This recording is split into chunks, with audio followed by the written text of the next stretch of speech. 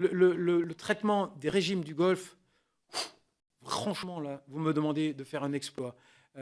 Parce qu'il faudrait vraiment faire de grands détours. Mais je vais quand même donner quelques points de repère. Premièrement, le ressort de la politique de l'Arabie saoudite n'est pas idéologique. S'il vous plaît, arrêtons de penser que l'Arabie saoudite n'a qu'un rêve en se réveillant le matin, il faut que j'exporte mon wahhabisme. Les Saoudiens n'ont qu'un rêve en se réveillant le matin, c'est il faut que je reste au pouvoir. À n'importe quel prix, je suis au prix de n'importe quelle concession idéologique. C'est-à-dire que je suis capable de prendre appui sur des acteurs qui, sur le papier, me sont hostiles. Et je peux vous donner des dizaines d'exemples. Le cas yéménite est particulièrement évocateur. Les Saoudiens ont soutenu le Sud communiste contre le Nord religieux au moment de l'épisode de guerre civile de 1994.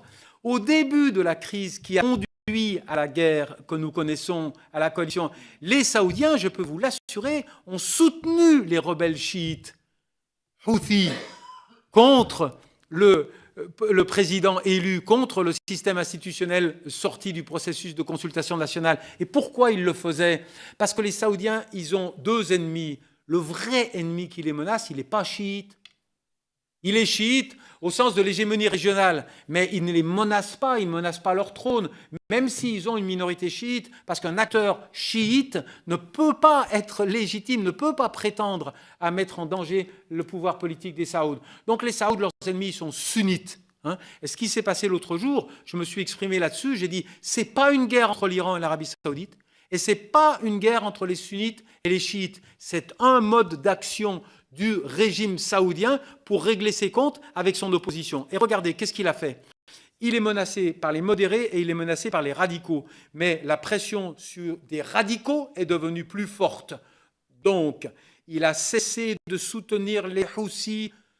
Pourquoi soutenait-il les Houthis? Parce que les Houthis affaiblissaient les frères musulmans de l'Islam et donc affaiblissaient les modérés qui le menacent. Et il a concentré ses efforts sur les radicaux. Alors, il a fait deux choses. Il est entré en guerre bruyamment. Il est allé casser du chiite à la périphérie du monde arabe. Il est allé dire, les radicaux sunnites n'ont pas le monopole de la défense des sunnites. Moi aussi, pouvoir saoudien, je peux casser du chiite.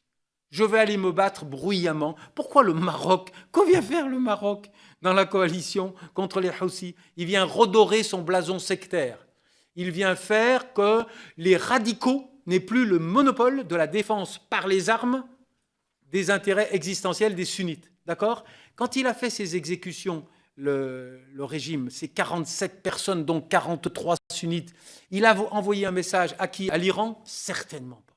Il a sous-estimé l'impact de ce geste à l'égard de l'Iran. Il a envoyé un message aux sunnites radicaux et il leur a dit « je vais vous taper de deux manières. Je vais vous rappeler que le bâton est là et je vais exécuter 43 d'entre vous, mais je vais vous prendre sur le terrain du radicalisme anti-chiite et je vais vous démontrer que moi, je peux assassiner aussi un ou deux chiites. Et je vais exécuter Nimr Bakr el-Nimr, qui n'était pas un terroriste au sens où l'étaient les autres véritablement. Je ne vais pas vous laisser monopoliser le terrain extrêmement légitimement du radicalisme anti-chiite. Donc, si vous voulez, il faut désidéologiser notre lecture de la stratégie des monarchies du Golfe. C'est totalement faux de dire que le Qatar a initié le printemps syrien. C'est parfaitement faux parce qu'une chronologie permet de nous le dire.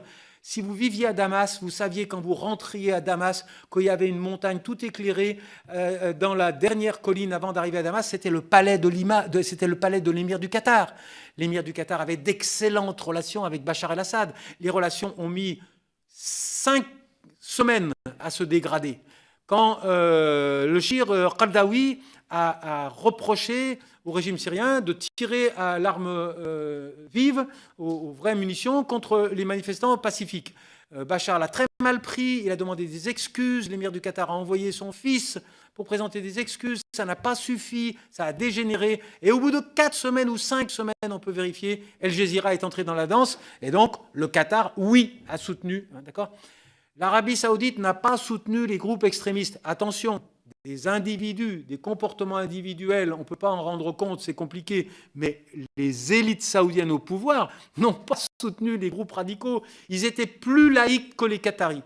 Les Saoudiens voulaient dealer exclusivement avec les officiers qui avaient fait défection. Donc, s'il vous plaît, débarrassons-nous de cette variable idéologique beaucoup trop encombrante qui nous fait expliquer le comportement des acteurs. Tout à l'heure, il y avait quelqu'un qui expliquait le comportement